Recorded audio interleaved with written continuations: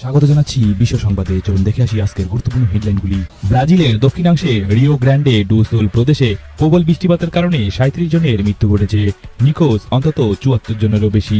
আমেরিকার পর অস্ট্রেলিয়ার বিশ্ববিদ্যালয়গুলিতেও শুরু হয়ে গেল ইসরায়েল বিরোধী বিক্ষোভ। শুক্রবার সিডনির একটি বিশ্ববিদ্যালয়ে তাঁবু খাটিয়ে অবস্থান শুরু করেন একাধিক শিক্ষার্থী।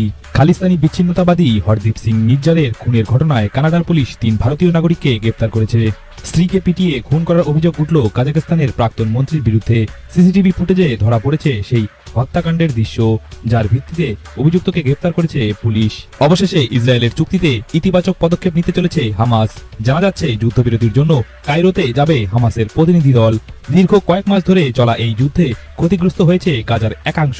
বিশেষ করে হামাসের নির্মূল করার যে প্রচেষ্টা চালিয়েছে তার কিছুটা সফল হয়েছে ইসরায়েল।